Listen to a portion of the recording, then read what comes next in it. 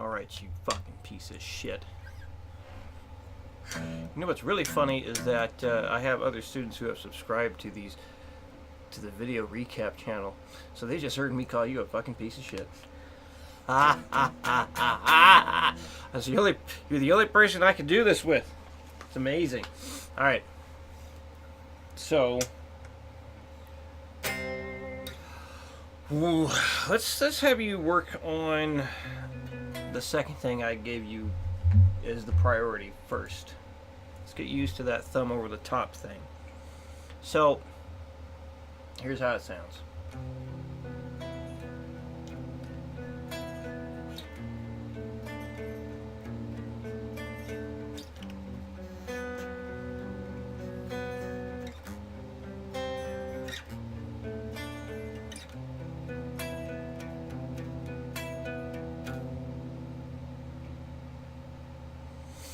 And that's all. It's like if you need to just stay on one chord for a bit to make sure everything sounds good, that's fine. And then eventually be able to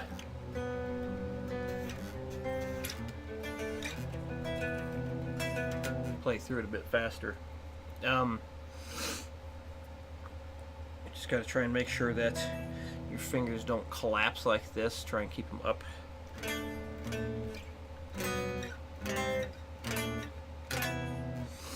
And notice how, something I didn't think about yesterday, when I'm playing this, so you don't want to have your wrist flat.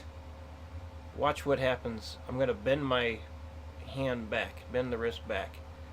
See how I'm doing that? Basically, I'm doing this. So I'm not trying to play straight on like that. I have my wrist bent back. That's going to allow you to get your thumb over the top. And let's see, when I'm playing something like bar chords, then it's a little bit different. If I was playing like a bar chord like that, then I have to push my wrist the other direction. So depending on what you're playing, you'll need to adjust your wrist. So if you're doing something like you're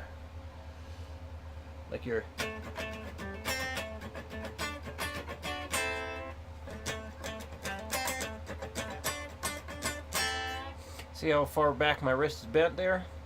This is so I'm able to have my thumb muting the low strings, my other fingers muting the high strings. When you're doing stuff like that, you need to cock your wrist back. Bring it back. Cock it back. For bar chord stuff, you need to cock it forward.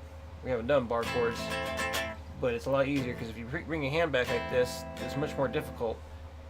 This allows you to get a flatter surface with your index finger and other things. Same thing if you're having trouble, if you're playing a C chord, where you have a lot of where you have some open strings and you need to have your fingers on the tip. Now my wrist is fairly flat on. I don't have it cocked back like this because then it mutes the strings. Have it too far forward, I can do it, but it just feels really awkward. So that's something, adjusting your wrist to play chords and single note things and whatnot. Just anything you play, you will need to adjust your wrist for certain things. It's not going to stay in a static position the whole time. That being said, the other thing I gave you, I just want you to get used to going between a chord and raking. So technically, you don't have to go to this position in between. You could just do this.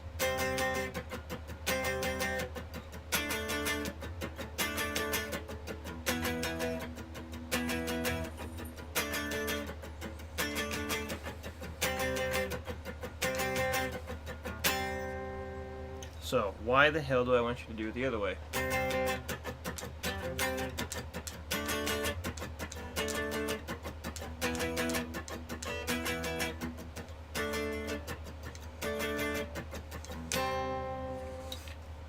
Well, it's really just for a coordination type thing.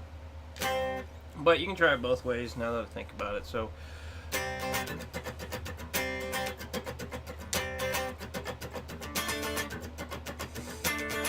there's a different sound, I think, when you lay your fingers across like this versus just doing this. I can hear a harmonic there versus It sounds more dead this way. Harmonics are coming out there.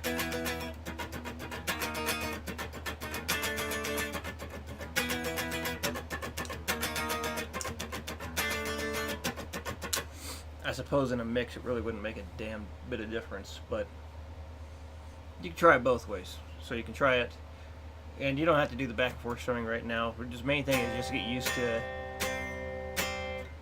going into that position there. So you can practice it that way or this way, where you just barely let off the pressure.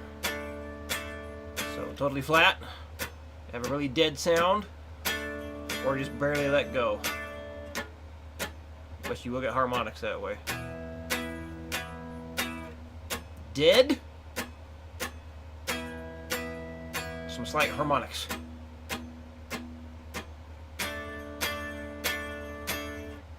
Whoop.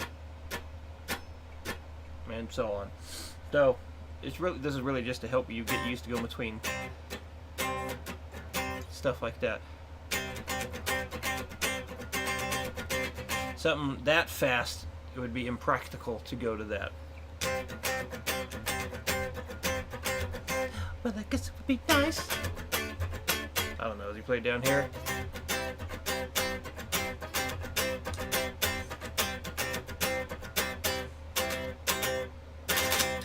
So yeah, try it both ways. To where you rake all 6 strings with your hand like this, and just barely let go, so you're touching the strings, but you're not fretting anything, so you're still getting that rake sound. If that doesn't make sense, let me know, but hopefully that is understandable. And then every time we talk about the thumb picking stuff, it seemed like you had the idea. It's just when you pick down, you're going to bend your thumb down. When you pick up, you just extend it back up. Do not do it this way. I can barely even do it because it feels so bizarre. To where you have your thumb bent, and then you extend it down for the, or extend it out for the downstroke, and then bend it for the upstroke. Don't do it this way. Do it the way you were doing it. So thumb straight to begin with, curl it down for the downstroke, make it straight for the upstroke. So basically the pick needs to go the same damn direction every single time. So if you pick with your thumb, the pick should still go down at an angle towards your bridge. So this way, when you go from your thumb and then your wrist starts to take over and then your arm starts to take over, it's always going the same direction. And then try your best to start memorizing at least the next one, Dorian. Make sure, so if you can play,